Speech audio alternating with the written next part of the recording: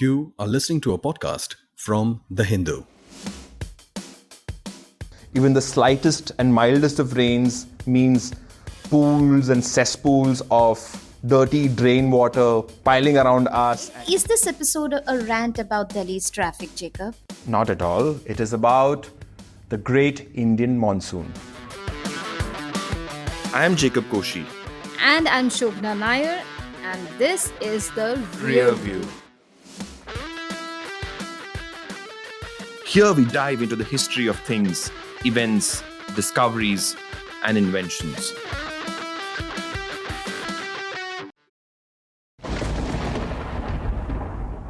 At 1 a.m.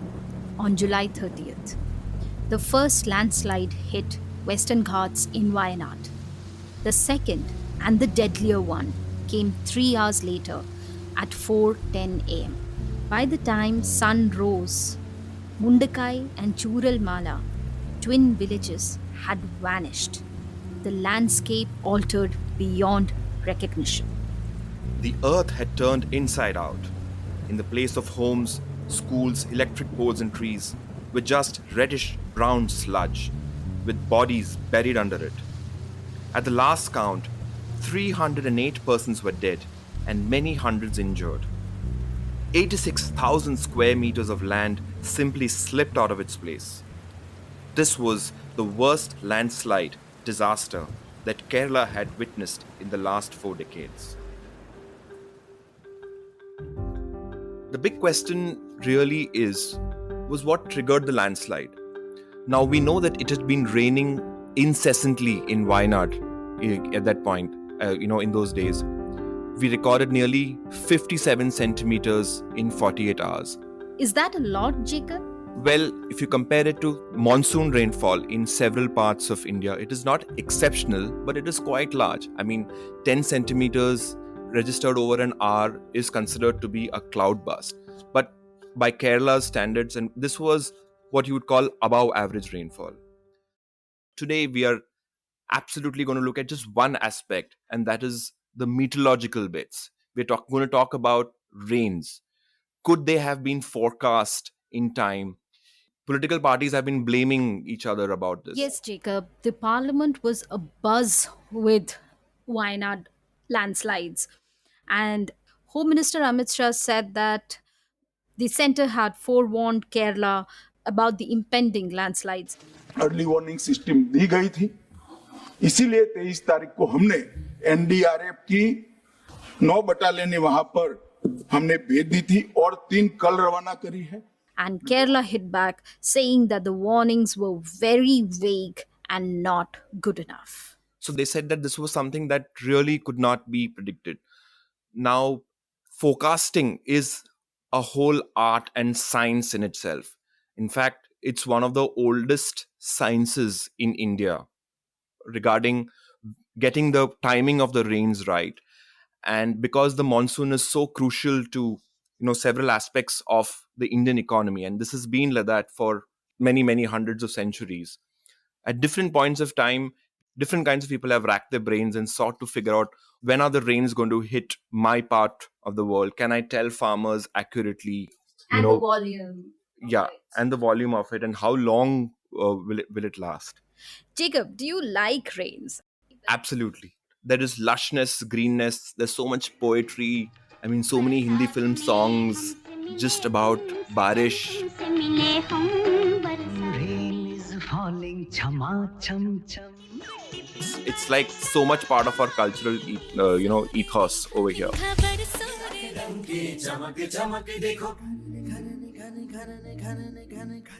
But I've always looked at it from a science and forecasting perspective.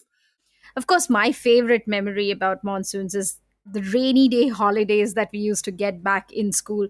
And I so hope that we have something of that sort at our workplace too. And Delhi is important because you have the India Meteorological Department over here. Incidentally, it's the 150th year since it's been established. And in many ways, it's got a deep, fascinating history as to how did this specific organization come to be based in Delhi, and how there are these scientists over there, and how over time they have used whatever is cutting edge science for its time. They were the people who started using heavy duty computers, So supercomputers. before we tackle the question of forecasting, I think we should talk little bit more about monsoons. Monsoons is such an essential part of our annual calendars that we rarely pause and wonder about it.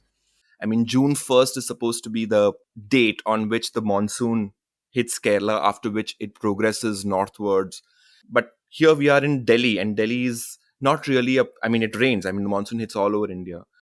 All states in India have different reopening dates after the the summer holidays, and it is all based on when the monsoon hits. So, for example, in Kerala, schools reopen on June 1st.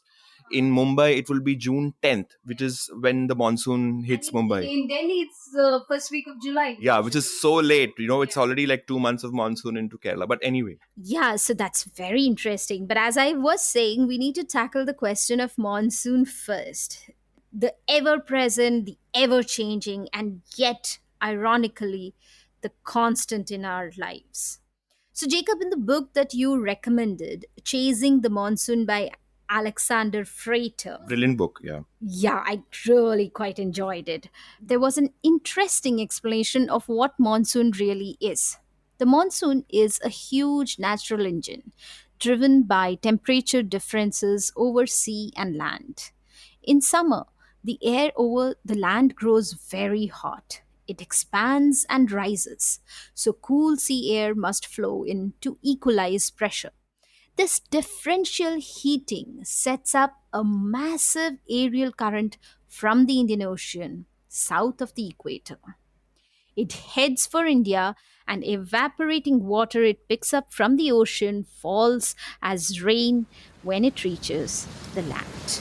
And on it goes. And this is very interesting because at the simplest level, there is a huge block of land, and huge block of land through the summer keeps getting hot, and the hot air rises, and because the hot air rises, there is a kind of pressure imbalance that is built up, and we are surrounded by the Indian Ocean and the Bay of Bengal and the Arabian Sea, and all the moisture from this place just rushes in. Now, technically, this should happen everywhere. I mean, all the seven continents, are surrounded by sea, and technically, we should have monsoons in most continents. And the African continent has a monsoon. The East Asian parts, they also do. Australia has a bit of monsoon.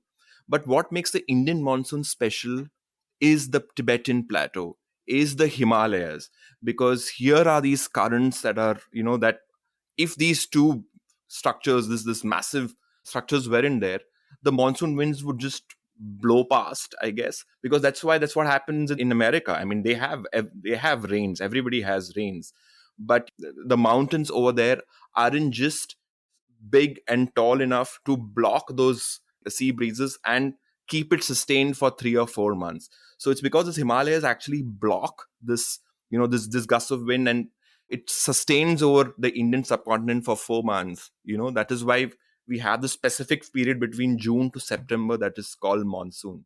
So we are so uniquely placed because we have the world's tallest mountains on one end and the ocean on the other. That is why we have a phenomenon called monsoon.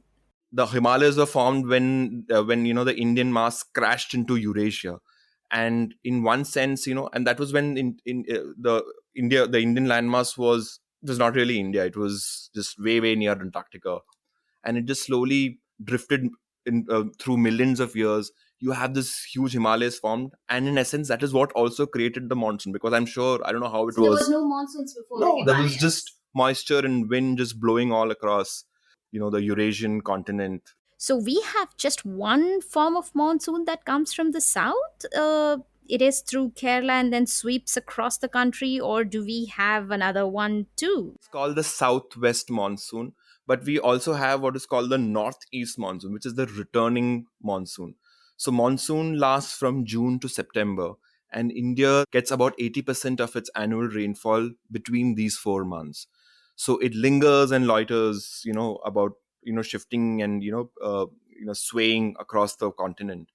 And by October, the monsoon starts retreating, and then there is a calmness. And this retreating monsoon is called the northeast monsoon, because when it returns, those moisture laden winds, they only give rain over certain parts of India. Like Tamil Nadu gets most of its rains during the returning or northeast monsoon.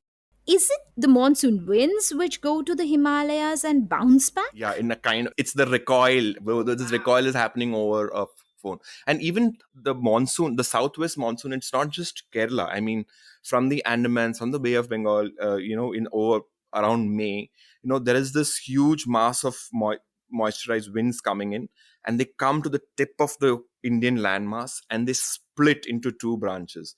And one branch goes near the northeast of India, and the one branch goes near Kerala. Now, I think it's one of those historical mysteries that technically both of those branches hit, both sides in the same time. But we tend to think of India more as mainland India, and we trying to prioritize the Kerala branch first over the northeast branch first. There was a time when both of them were together, but over time it does come to Kerala a couple of days before. So the official start of the monsoon is is from, and usually on June 1st. It's like an average date, and over 10 days, these two branches enter separately. Within the month, they both branches converge, and they form what is called the intertropical convergence zone. So that is this huge mass of clouds, and that is like this huge chandelier that sways from north to south. So it goes chandelier like into the north. That's so beautiful. Yeah, it goes in the north, and that's when we get rains during North India. And when it rains heavily over northern parts, it rains less over southern parts, and then it swings back towards the south, and then we get less rains in the north. That is an extraordinary expression, Jacob. I must commend you. And correct me if I'm wrong, the first person to chart the monsoon's journey across the Indian subcontinent was Edmund Halley, the Halley's Comet guy. I mean, he was one of the people who talked about it. In 1600s, 1630 or something, that brings me to the question, across the world, did the state always have a department to predict monsoons? And I'm basically trying to talk about the making of Indian Meteorological Department. And when does the state take over, and when was it established? The history, as you just mentioned, it is a 150-year-old institution. It's 150 years of the IMD, but again, 150 years means that was British colonial India. But even before, there have been all of the Indian kingdoms. I mean, there are references even in the Arthashastra, for instance, talking about what are the signs in the clouds that show whether people can expect a certain quantity of rain on a particular day. But these are all observations based on people just looking up into the sky and peering into it. In fact, there is this very interesting reading from Kautilya's Arthashastra, one of our famous books. 3 are the clouds that continuously rain for 7 days. 80 are they that pour minute drops, and 60 are they that appear with the sunshine. This is considered good, well-distributed rainfall, where rains interspersed with wind and sunshine is such that the cow dung cakes can be dried 3 times. During the rainy season, reaping of a good harvest is certain. That's as scientific as you can be. But think of it, that's what real, and even today, that's what people really care about. I mean, the farmers. I should be on a lookout for cow dung drying and look up into the sky. That's a beautiful connection. So that's why. So you had, people there too, since that time trying to forecast it, and for farmers, because at the end of it, you and I might enjoy the rains, and we'd like to skip schools during rainy, puddly days. But for farmers, too, if possible. absolutely, yeah, But for the farmers in India, it is their mainstay source of water. I mean, and India continues to be predominantly an agricultural economy. And there are many parts of India which are not irrigated yet. So all of their monsoon rainfall is Rain-fed, Absolutely. the So rain-fed economy in many ways. it's during this time, I mean, when the British were over here, they too were interested in knowing, because India was also an economic, it was economically important to them. It was very important for them to know the periods when it would rain, and most importantly when there would be a drought. Over the weekend that I was reading and preparing for this episode, I stumbled over very interesting nuggets about our very own IMD. So, East India Company, that kind of administered a large portion of the country for several years, had a very resigned attitude towards monsoons. They, or for that matter, any kind of natural disaster. The Indian Meteorological Department was set up in 1875, and it had been a long way in making.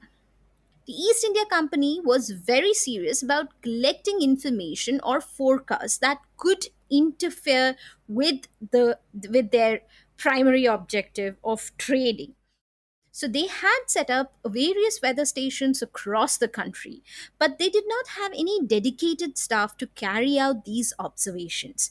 They had either the military doctor or whoever was basically free and had the time would be tasked with collecting the data, and therefore the data was not particularly consistent. He'd be the guy who's stationed next to a weather collecting device or a station. Yeah. But that itself was so, that was like what you would call big data collection nowadays. You basically have instruments spread out across the country, folks actually registering that, making all those observations, like this is the wind speed this much today, and I don't know, they would deliver it by hand or something. So they Yeah. use primitive and non standardized instruments. These came without instructions. Therefore, there was disparate readings, which really cast little light on the most impenetrable of mysteries, the cause of the monsoon. It's not just the East India Company, really. We had a few Indian aristocrats who were equally interested in collecting information about monsoons, and they put up their observation stations. Whether just kings worried about whether their peasants and serfs are going to face a drought, do they have to pay more of royal treasury money? I'm sure they had more vested interests too. Absolutely. In 1836, in the state of Travancore, astronomical center was set up. But you know what? You'll be surprised that it is not the high cost that human beings have to bear because of natural disasters that really prompted the British administration to come up with an institution like IMD. You will be shocked to know that what finally pushed the needle was the tropical cyclone of October 6th, 1864. It caused great havoc. And the cyclones are most frequent before the monsoon sets in and after the monsoon season. So October to November is peak monsoon season, cyclone season, and May and June are usually months of cyclone. This cyclone had crept in very silently. Roughly, as Yeah. per the estimates of that time, 18,000 people were killed. But more importantly, a great part of East India Company shipping was wrecked. So it's the money, honey. Absolutely, always. And that is when they finally sat down and said, we need to establish a unified meteorological system which can give prior warnings. That really brings us to the question of prior warnings. The IMD, when it was set up, they had Sir H.F. Blandford. Henry F. Blanford. Henry F. Blandford. And he was the first chief reporter. Similar designations like how we have as journalists, right? And you know how much budget he had? How much? Annually, he had only 45,000 budget. And you will be happy to know he was chief reporter, but he didn't have reporters Oh, below him. well, chief reporter. Yeah, exactly. Oh, that's He tragic. was the only person. He was one man shop of IMD, and it's only much later that they start hiring people. And of So course, who was he today, reporting to? I mean, to the crown.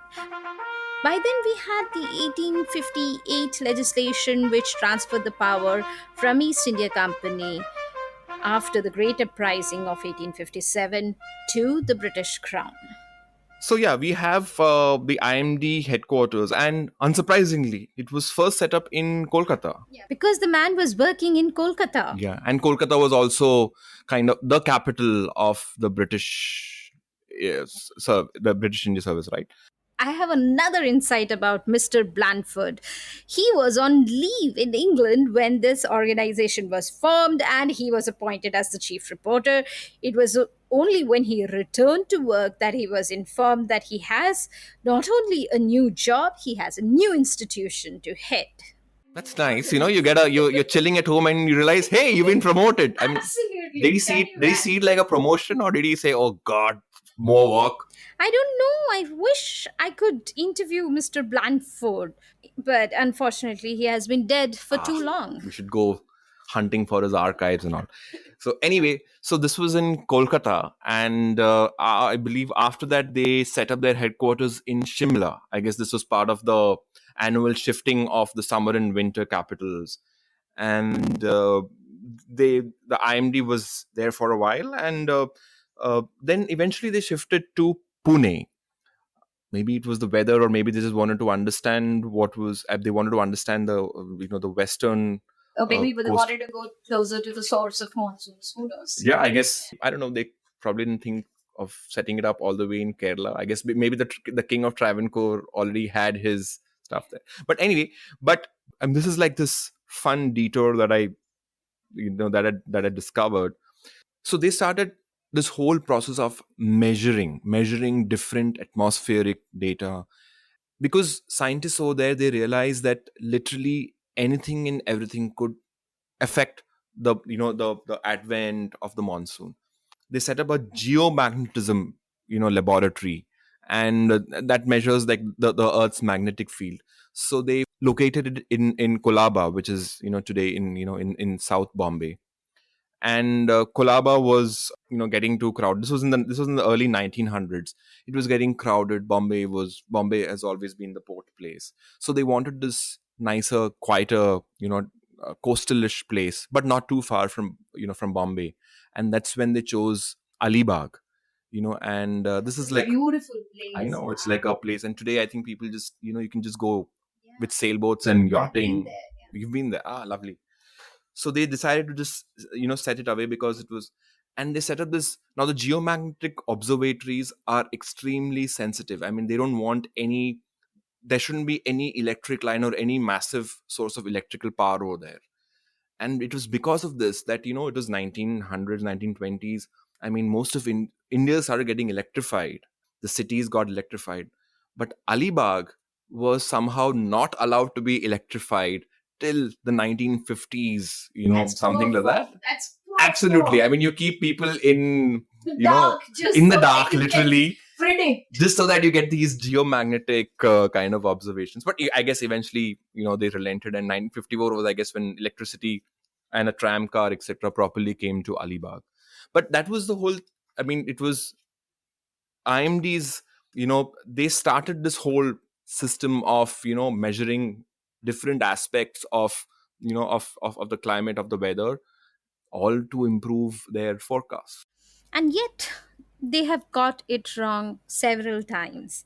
And the political fortunes of many a prime ministers have depended on not only the forecast, the final outcome, the strength of the monsoons, and whether we have uh, whether we are going to face drought or we're going to end up with floods. You have the IMD, they're using all this sophisticated methods. They have these scientists. I mean, IMD was one of the first Indian organizations to have scientists who were recruited, who study only meteorology. And the natural expectation is that these chaps are supposed to get the rains right. Right, yeah. So, Jacob, you're the one we keep badgering all the time in the newsroom for the forecasts. I know, an unenviable job. But you are our personal scientist. There are obviously all sorts of people who have worked in IMD before. And do us a favor, paint us a portrait of all these great scientists who have worked with the IMD. In fact, the early, the early IMD was principally staffed by, by British scientists, just like Mr. Chief Reporter Blandford. And but then you had you had interesting people like Henry Piddington. He was a British sea captain, and then later very fancily called the president of the Marine Courts of Inquiry at Calcutta. Yeah. So he's the guy who made a very thorough investigation of a storm that, had destroyed, I believe it was Kolkata or Puri, I'm not entirely sure, in 1789. What you were referring to, I think nearly 20,000 people dead. No, that was the 1864 one. Okay. So he was the guy who said that, he first used the word cyclone, to describe this, this phenomena that wreaks havoc over our coast. I have heard the name cyclone comes from coil of a snake or something. Is that true? Yeah, kuklo. True? The Greek word kuklos means going round and round or encircling like the coil of a snake. So Mr. Piddington is obviously before 1875. He's pre-IMD days. Yeah, it was in 1854 that he wrote this open letter to Lord Dalhousie that the new port that he was building at Calcutta would not be able to withstand the fury of a tropical cyclone if hit by one. Dalhousie didn't listen to him. I don't know why. But Port Canning was built and it was indeed destroyed by a cyclone in 1867 and later abandoned. But Piddington's profile grew and, people realized that, it was possible by whatever means that he had used to predict, to be able to forecast cyclones. They call typhoons in the American context. Then there was this James Prinsep. He was also with the IMD. He was, like most of these, early era scientists, that they were guys who were just interested in a lot of stuff. He was a botanist and was generally interested in all kinds of anything and everything India. So he started compiling several of the meteorological observations that were made in the Survey General's office in Kolkata. He was this guy who actually started properly collecting data. I mean, he discussed, he would say, for example, what was the patterns in tides, calculate annual averages, how are pressure variations in the atmosphere, etc., changing.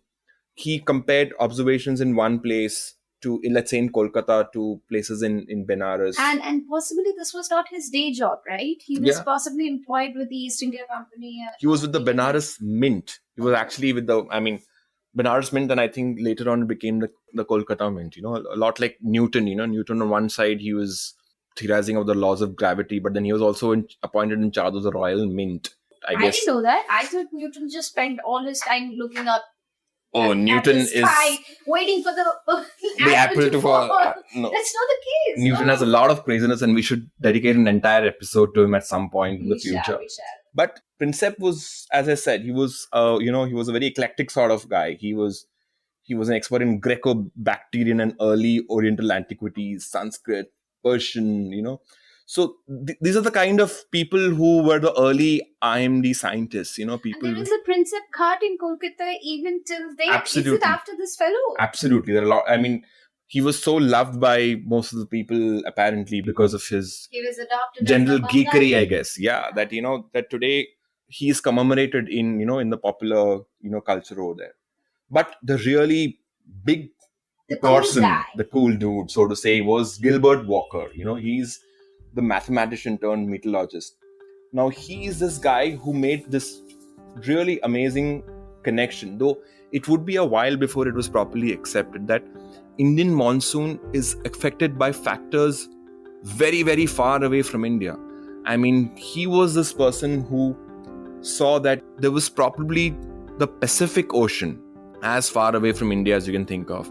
that had some role to play in the in the variations that you saw in the The Indian foreign monsoon. hand. Absolutely. Oh yes, good one. So the foreign hand had this major role to play And in. for once, the foreign hand had a positive role to play. It could be negative also, because Explain. First so of the- all, explain the foreign hand. So this is called the El Nino Southern Oscillation.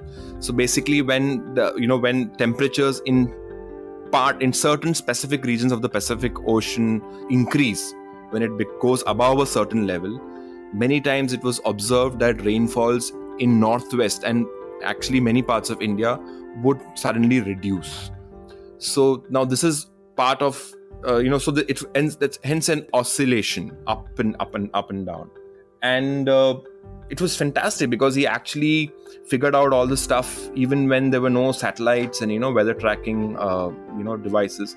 But by that time he also saw this other phenomenon that was known, which was like the El Nino. I mean, the El Nino is that is something which has been historically known to South America, because farmers along the coast of South America would see that in certain years there was a glut of fish catch, but certain years it wouldn't be, and it was linked to the warming of the Pacific around them.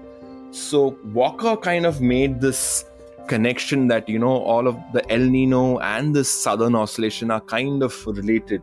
In fact, he had even noted in one of his books, when pressure is high in the Pacific Ocean, it tends to be low in the Indian Ocean from Africa to Australia. These conditions are associated with low temperatures in both these areas.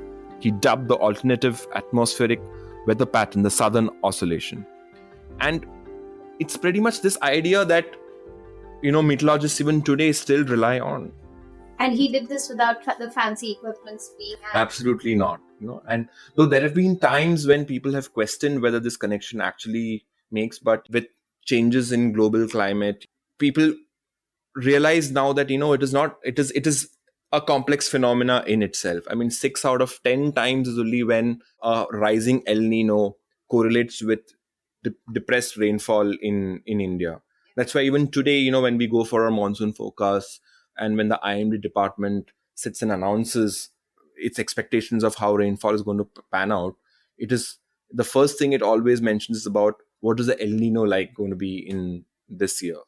That brings me to the question, Jacob. I was reading an old piece of yours which said that press conferences, or actually announcing the monsoon forecast, was not really a regular thing. IMD functioned in utmost secrecy that usually the intelligence agencies operate under. Whisper it to prime minister's ears and stuff. Explain to us about. So this was the general pattern, because their IMD was very much it structurally it was very much stuffy and bureaucratic in one way, and it saw itself as answerable only to the government.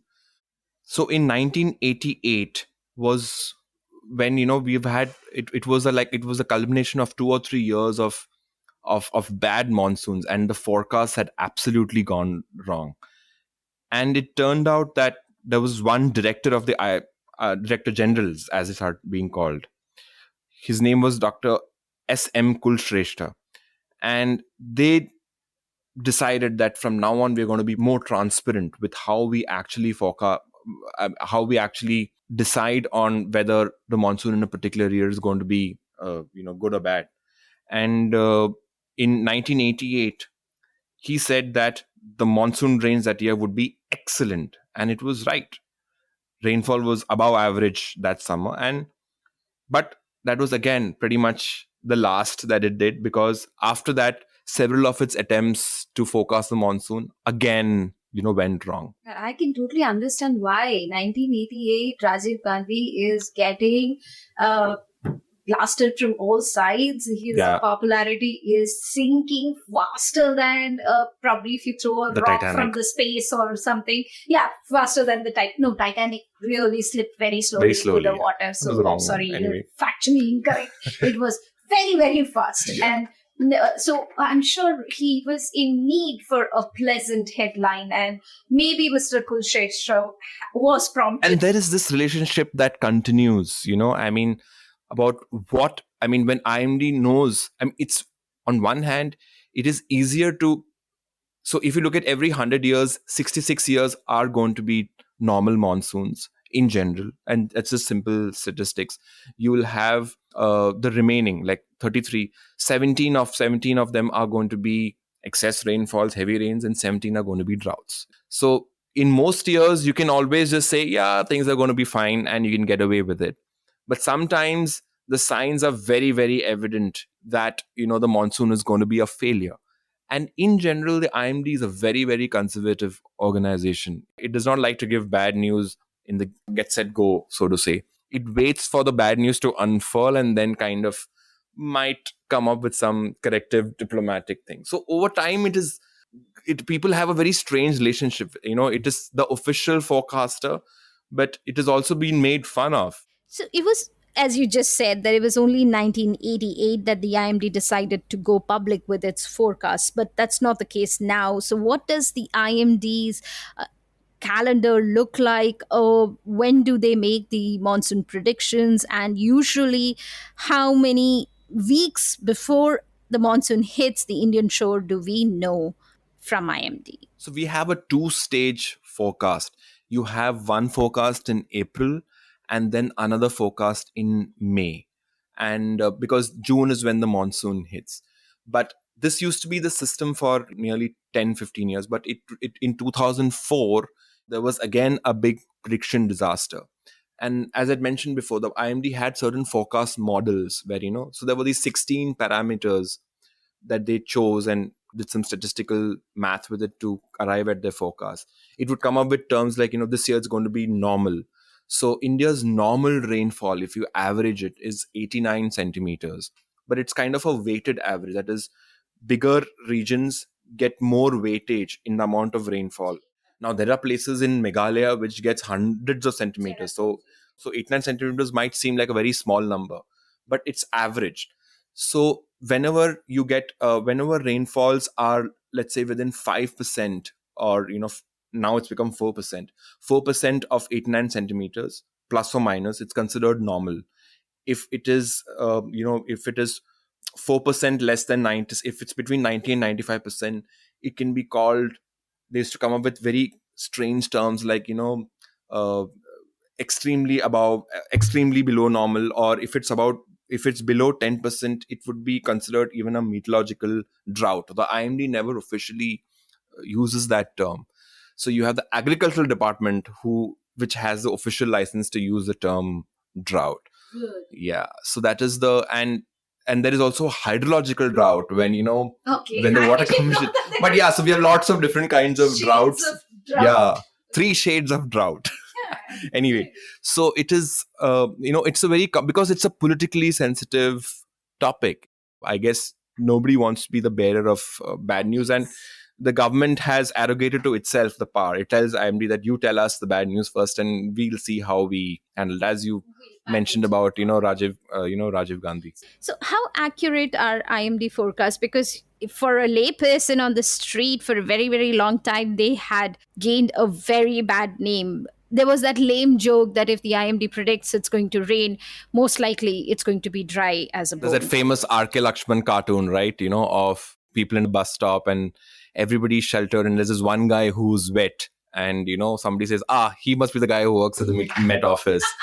So that immortal classic line. So that's pretty much there was a time when its impression was like that.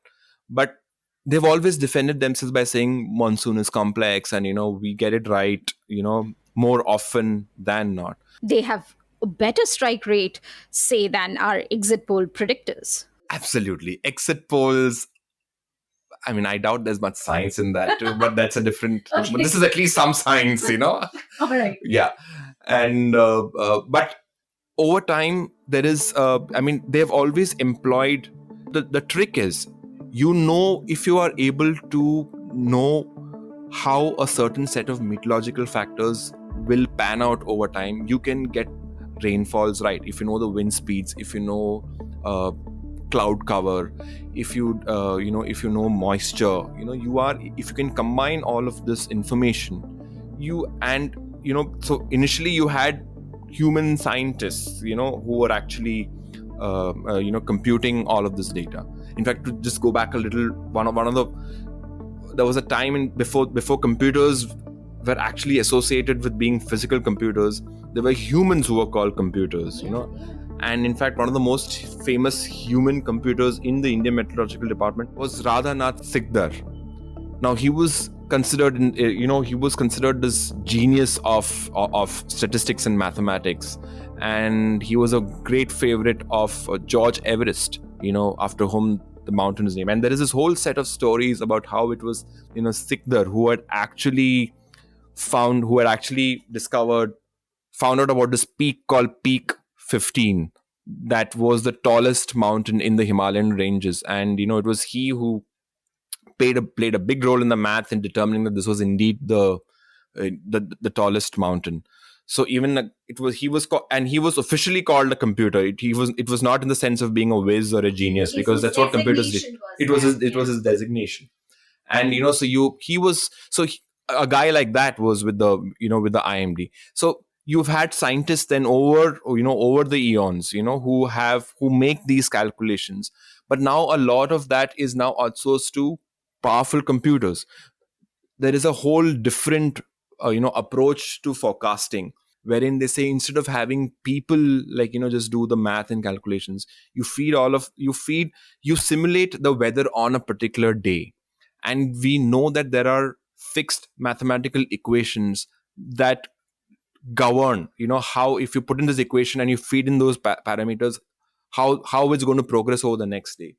And if you can just feed in today's weather, you can know tomorrow's weather and day after's climate. 10 days ahead. Yes. Yeah. But over time, there is an element of chaos. That is, however accurate your mathematical modeling is, over some days it loses its validity. So this approach is more and more, and what IMD still uses.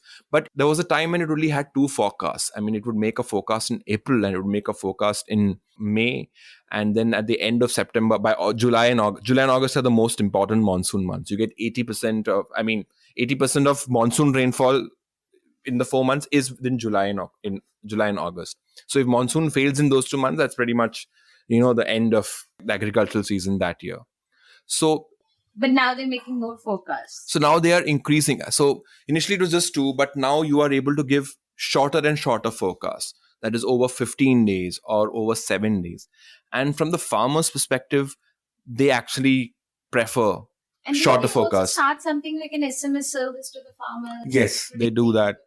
And they give agricultural advisories. In fact, many IMD advisories also say it is very specific down to the district. It says rains are expected in next 2 or 3 days.